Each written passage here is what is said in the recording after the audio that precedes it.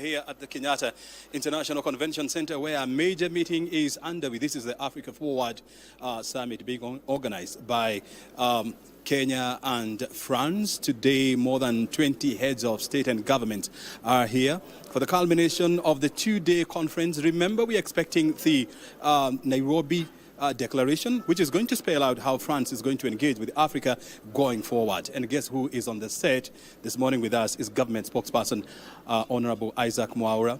I mean, he's been part of the planning process. He's going to help us understand whether everything is going as planned, plus more. Thank you very much indeed, Isaac. I want to hear from you. I mean, yesterday, you know, how would you rate the success of yesterday?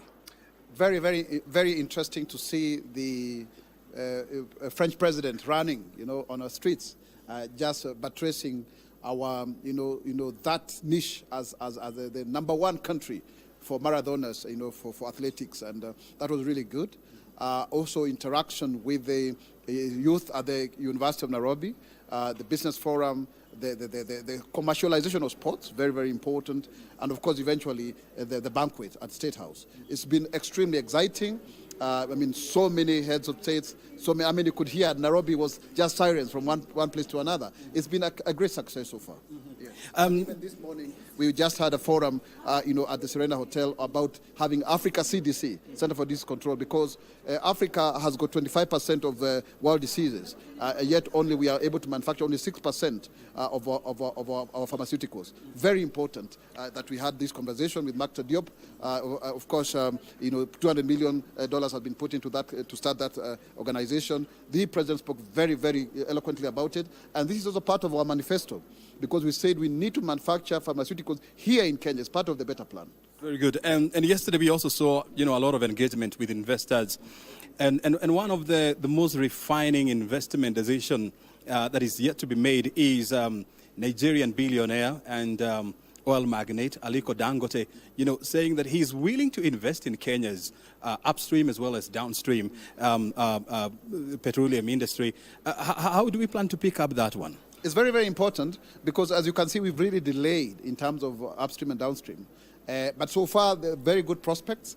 I mean, we have all what it takes, including even, that whole refinery and all of that. So he's welcome, he's welcome, and we are very happy that the president has had conversations with him. And he himself, he's expressed his interest in doing that because he had come, you remember in the fourth administration, he had actually come here to invest. So this is the most opportune moment because the government is putting every measure to ensure that any investor comes and puts their billions of dollars here for the benefit of Kenyans. And you see, now Kenya has oil, South Sudan has oil, Uganda has oil. You see, that whole issue, the issue of gas also from Tanzania, if you go to the port of Mombasa, you see Taifa Gas, they are setting up there. So we really have the opportunity to benefit from our own resources. It's very interesting that we have, oil, but then we import petroleum products. Like right now, the cabinet is considering that agreement, between Kenya and South Sudan on petroleum products so that it can come. It's a G2G. But now, if we have this arrangement that we're able to produce for ourselves, we will not be able to have problems with Strait of Hormuz and all of that because we will be consuming our own oil. And you see very well that the capacity of what we can produce here can actually suffice our market as a country. So it is also leading to self-sufficiency. So you can see the investments of France, Kenya. Also, we have opportunities in terms of the commuter railway. Very, very important here. We have an agreement on ICT, the peaceful use of nuclear energy.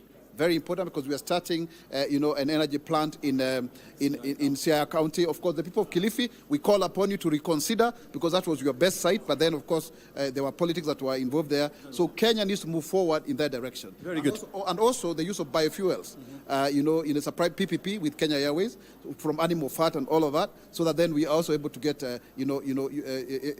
jet fuel from our own, our products. Yeah. I want to hear this. I mean, as a government spokesperson, and I also know that, in other life, you are a politician.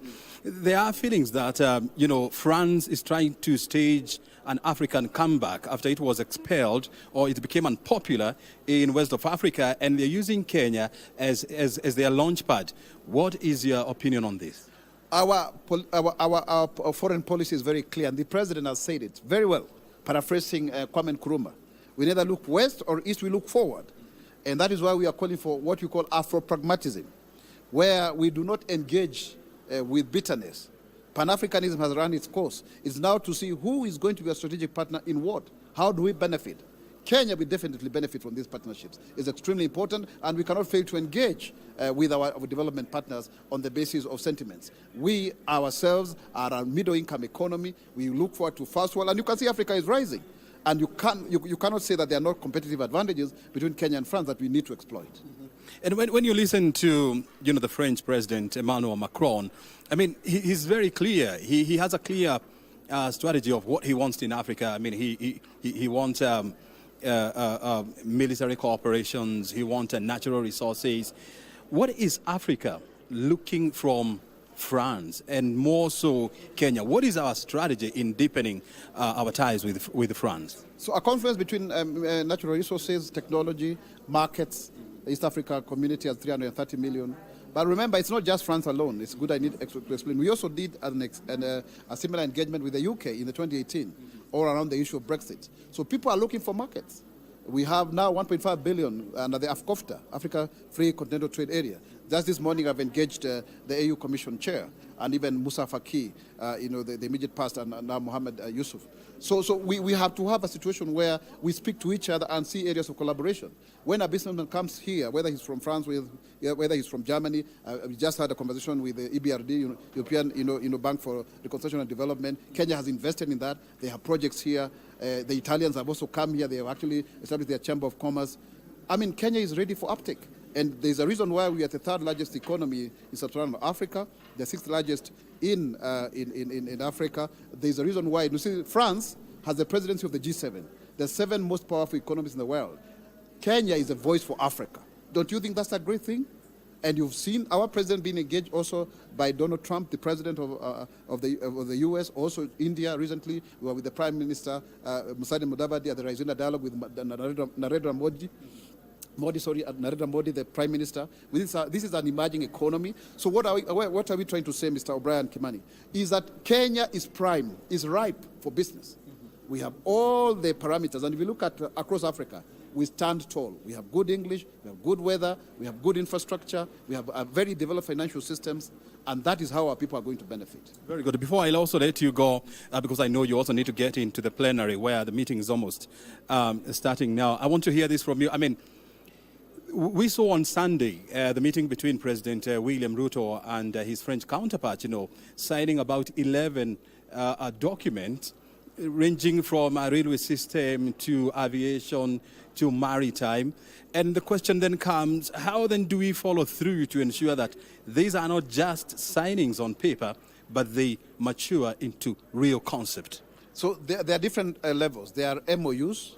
Those, at the point of MOU, then you can see it's advanced, but quite a number of them are statements of intent. So it's exploration on how we can work together, in those fields that you talked about, the blue economy and all of that. So that will be followed through. That's why we have in this cooperation, going forward. So they will be followed through. Some of them are mature investments. For example, the commuter railway, line 5, that from all the way from JKIA, that is already well on course. So it's not just hula baloo. We have what it takes to ensure that they mature and to fruition to the benefit of ourselves, because we must first look at ourselves before you look at any other consideration. Very good. Isaac, thank you very much indeed for passing by and, of course, for talking to us. We'll keep on following through on some of these commitments so that we ensure that we develop this country. Thank you very much. Let's be patriotic. Yes. Kenya itainuka, Kenya itasimama, Kenya itanawiri kwa umoja na uzalendo. Mimi ni Mkenya mzalendo, Jay wewe. Let's be patriotic, and I'm very happy for KBC because we do seminar spokes. We are able to tell the government story. Thank you. Very good. Thank you very much. That is our government spokesperson, Isaac Mwaura, joining us this morning. And of course, we are coming to you live from Kenyatta International Convention Center, where the second day of the Africa France Summit is currently under. We're almost starting, so we need to take you to the plenary and, of course, listen through.